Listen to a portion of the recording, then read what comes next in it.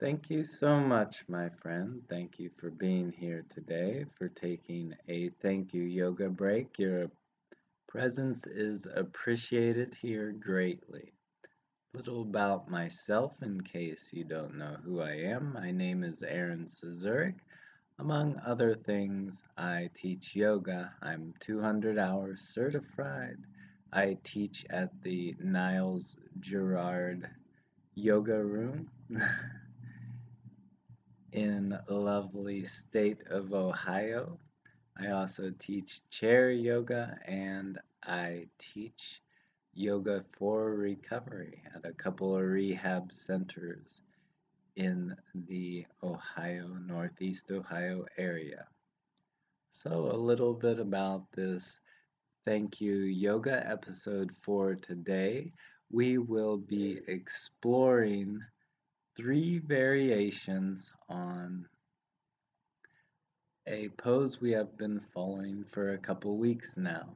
This one will be another for Sarvangasana. The three variations are Urdhva Padmasana in Sarvangasana, Parsva Urdva Padmasana in Sarvangasana, and Pindasana in Sarvangasana, which is another variation on the lotus poses in Sarvangasana or Padmasanas.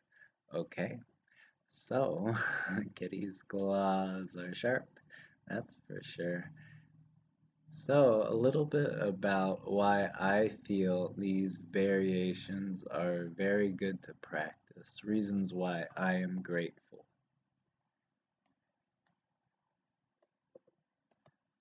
So, firstly, there is a great feeling of rest in my legs as they are moved into a more passive position.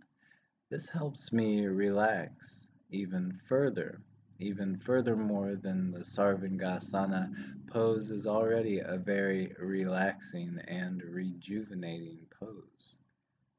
The spine is given a great workout, twisting left, right, and folding in a way not quite possible outside of this inverted position in Sarvangasana. As I relax in the posture, I am granted a unique sense of peace that only seems possible when combining these two poses, that being Padmasana and Sarvangasana, or lotus pose and shoulder stand.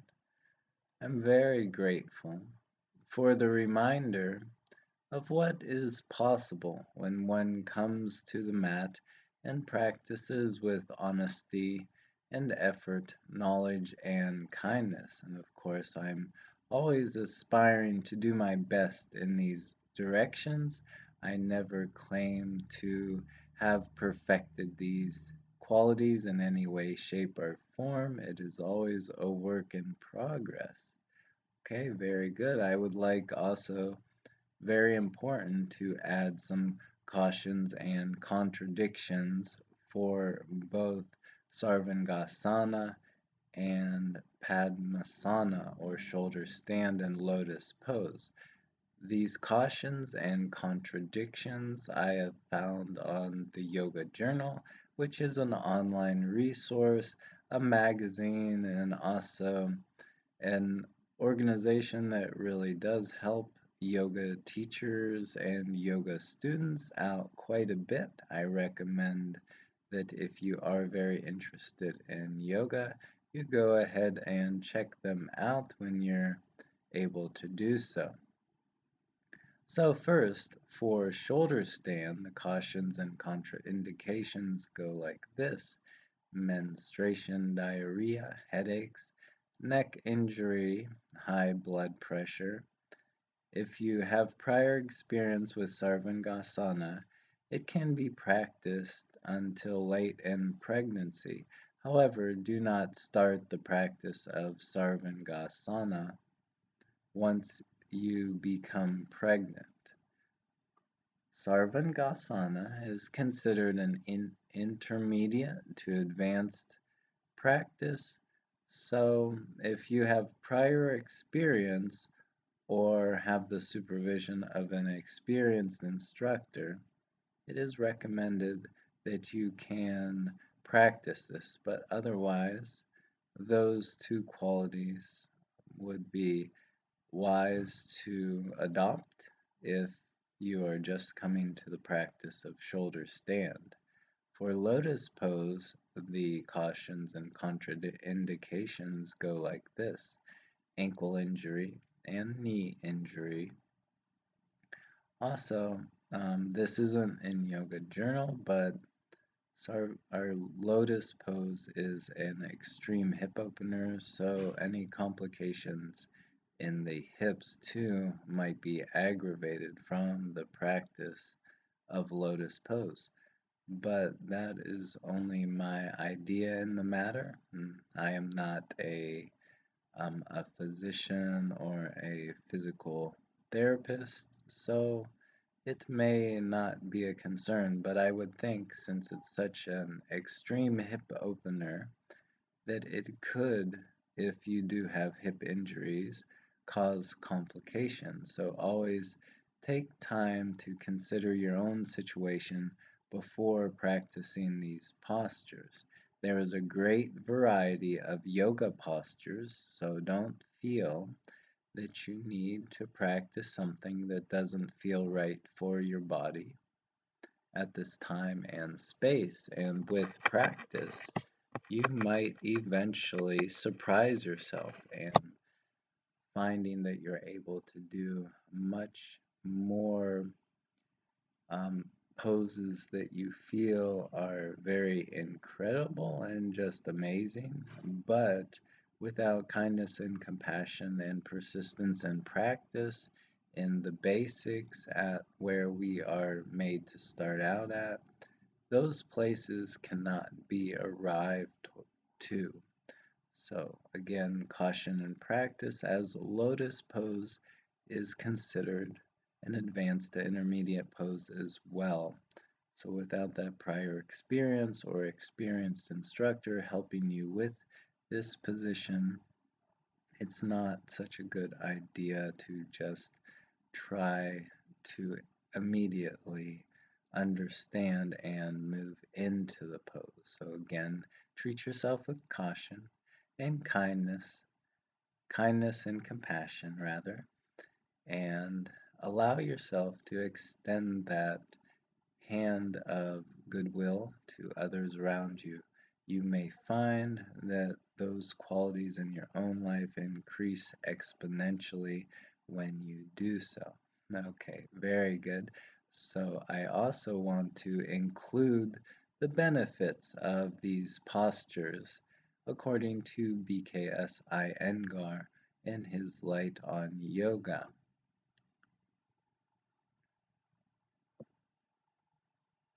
So firstly, I would like to give the benefits for Sarvangasana, and these are found on page 212. As a mother strives for harmony and happiness in the home, so this asana strives for harmony and happiness of the human system. It is a great panacea for most common ailments. There are several endocrine organs or ductless glands in the human system which bathe in blood, absorb the nutrients from the blood, and secrete hormones for the proper functioning of a balanced and well-developed body and brain.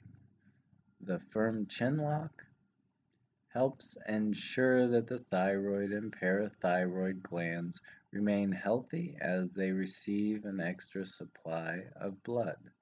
Because of the extra blood that is allowed to circulate in the chest and neck region, those suffering from breathlessness, palpitations, asthma, bronchitis, and throat ailments find relief.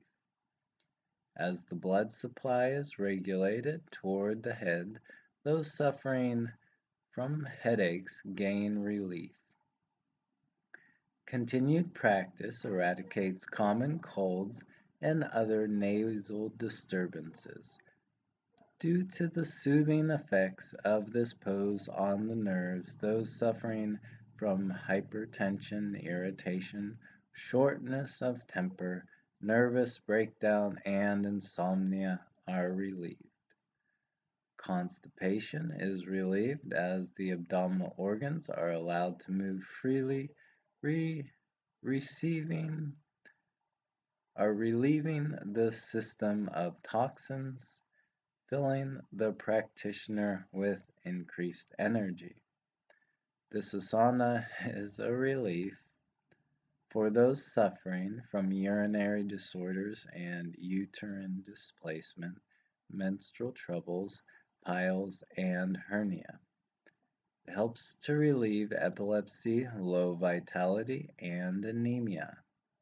Regular practice will bring new vigor and strength, happiness, and confidence. After a long illness, the practice of this asana regularly twice a day brings back lost vitality.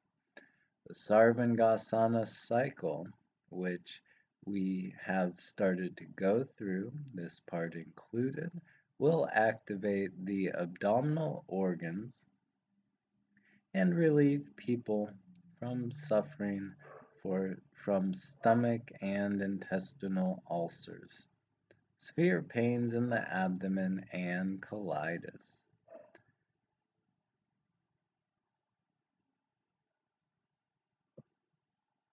And also, I would like to include the effects, the benefits of Padmasana or Lotus Pose. These are found in Light on Yoga 131 to 132. After the initial pains, knee pains, have been overcome, Padmasana is one of the most relaxing poses. The body being in a sitting posture, it is resting without being sloppy. But of course, we're in an inversion, so this is a little different, though I would say that it still feels quite relaxing, even though the the the legs are not touching the ground in the pose, but somehow that relaxation quality, that grounded quality, that stable quality is transferred. This is what I feel. I would invite you to explore the sensation on your own.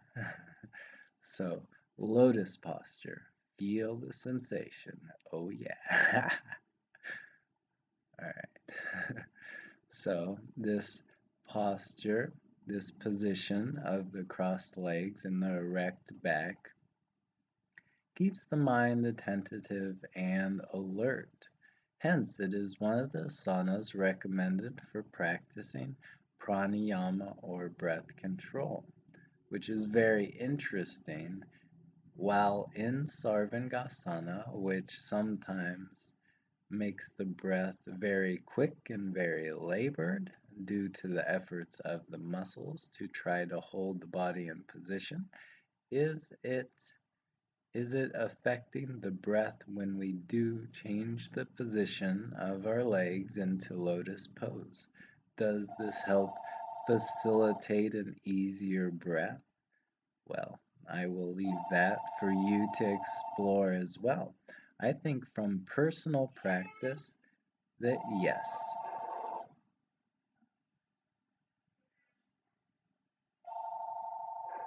it has helped me to feel more relaxed in my breathing in Sarvangasana.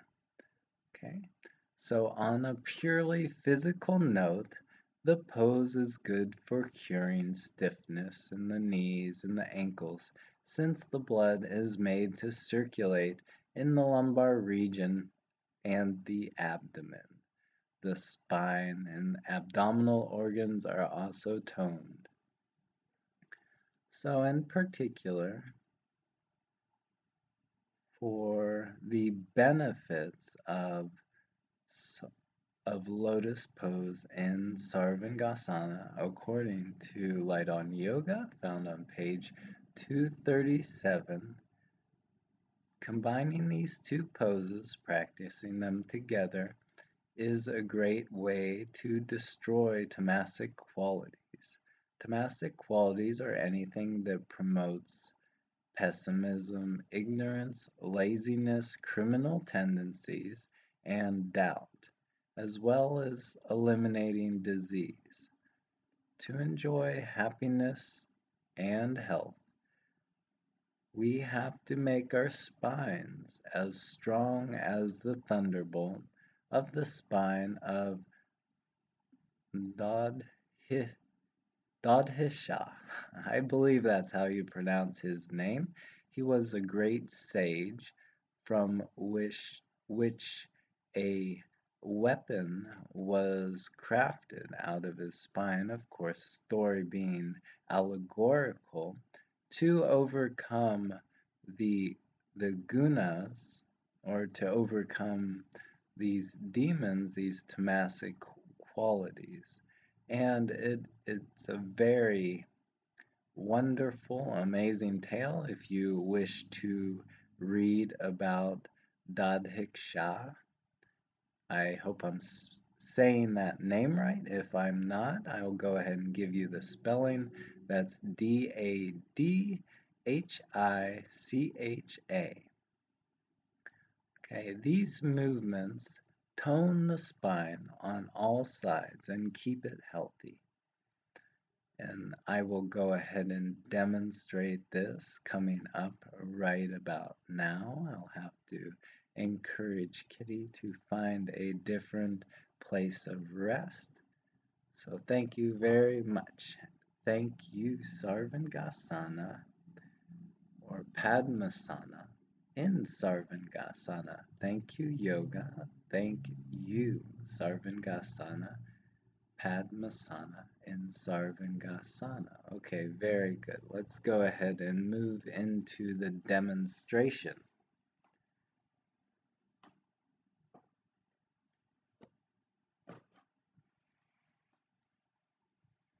Okay, so we're coming to the mat with knees bent, soles of the feet on the ground. We recline the torso back. Kindly ask permission to use the mat from Kitty. All right, thank you, Kitty.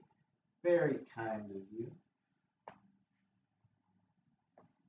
Okay, once on our back, we will begin to move into Sarvangasana, bringing the knees in toward the chest, rolling them forward, okay, and supporting the back with the hands, moving into Salamba Sarvangasana or supported shoulder stand, straightening the legs gradually, easily.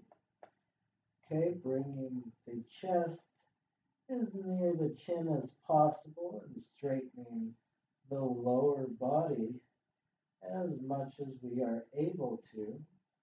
Okay, now when we are here, I practice Pampasana or fire log pose before the recording of this. So if you would like to loosen up your legs for the practice of Padmasana or Lotus Pose with Pampasana, fire log pose, go ahead, check out my video on Thank You Yoga for Pampasana or fire log pose. All right, so what we'll do now is we'll go ahead and move into lotus position. All right, so moving the right leg down. Okay, placing the foot, the heel near the kind of the hip crease of the left side, and then moving the left leg down and moving the foot over, the left foot over the lower right leg. Okay, trying to inch the foot to the outside as much as possible. And here we are in Urdhva Padmasana and Sarvangasana. And I'll invite you to hold here for as long as you feel comfortable. And now there's always an option to get into this pose in a different way, which I'll go ahead and demonstrate after we move into Parsva, or let's move into Pindasana first, or Embryo pose. In order to do this, we'll just allow the legs in this position to fold forward so that the knees come to either side of the head about. And we'll go ahead and stay in this position as long as we do feel comfortable.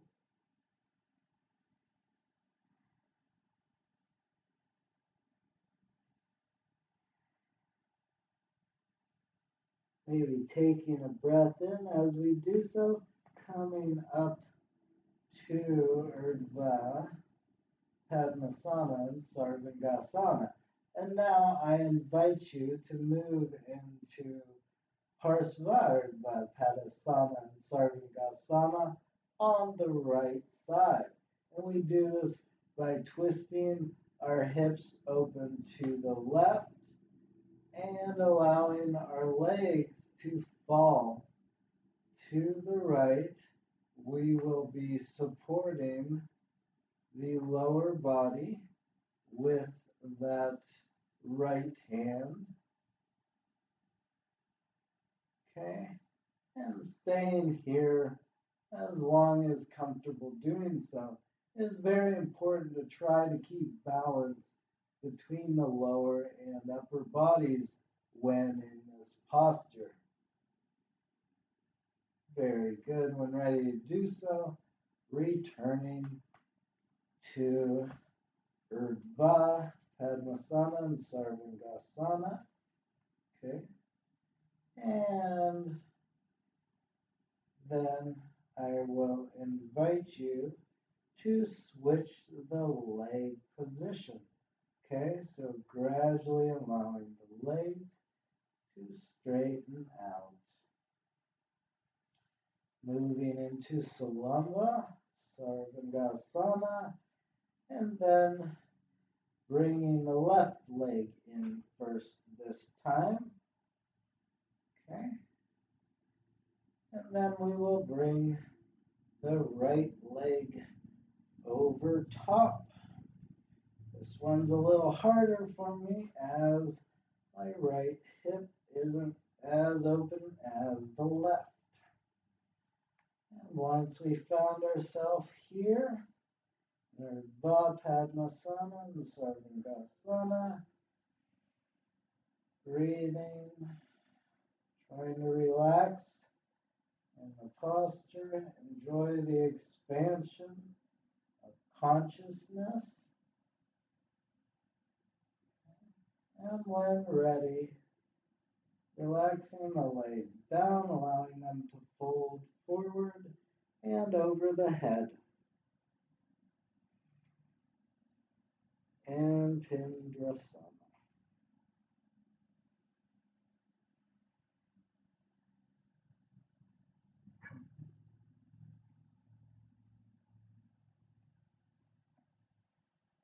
When ready to do so, maybe taking a breath in and straightening back out into Urdhva Padmasana and Sarvangasana.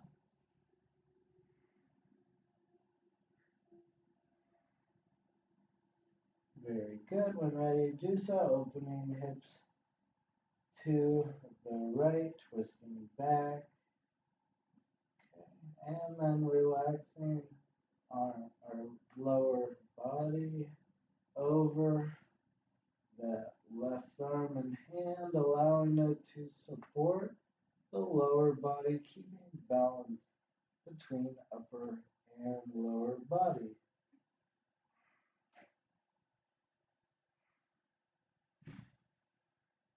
When ready to do so, inhaling up into Urdhva Padmasana and Sarvangasana. And then releasing the legs, moving them apart and bringing knees together. Beginning to relax the back down, knees come down near the forehead, and allowing the legs to come straight. All right, very good. Relaxing the arms out straight and gradually that comes down to the surface below.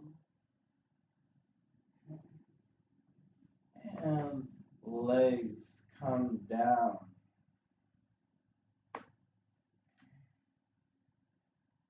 All right. And I would like to show you a slightly different way that I choose to do a lot of times to move into Urdhva Padmasana and Sarvangasana as I'm normally moving from Nirlamba Sarvangasana or Nirlamba rather Sarvangasana or unsupported shoulder stand. So we will begin to move into shoulder stand, okay? Coming up to Salamba, all right? And I'm gonna move right to Nirlamba, Sarvangasana, okay? All right, and from Nirlamba, what I'm going to do is begin to move into Urdhva Padmasana, Sarvangasana, moving that right leg down into the hip crease. I actually use my arms to help guide me here, and that is the major difference. And especially if you have tighter hips, it can help you move in and out a little bit easier. And you can also press the legs up a bit, just a little bit, encouraging them to take a straighter form, a straighter alignment. And when done with this side, allowing arms to come down, legs to come out of Padmasana, coming back to Nirlamba Sarvangasana, we will move to the other side. So left leg down first, okay, and then right leg over top.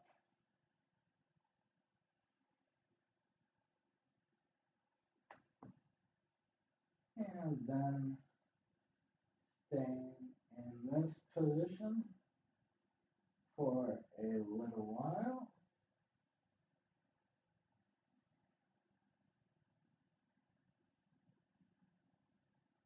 Trying to relax and soothe the breath.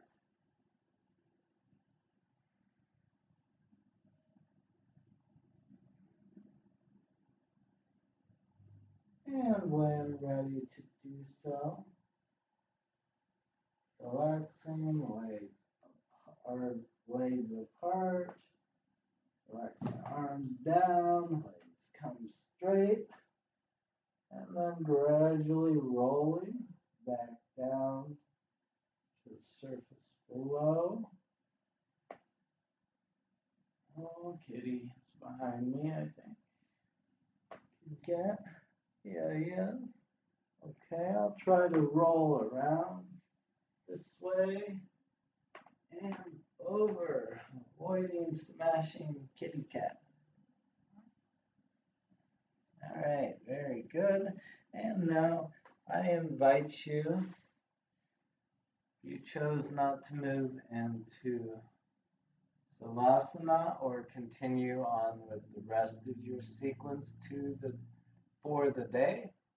I invite you into a seated position.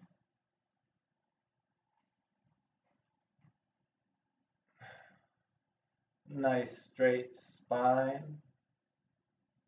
Hips rolling forward up, shoulders rolling down and back to the sides, chest projected slightly forward, taking a nice healthy breath in, healthy breath out.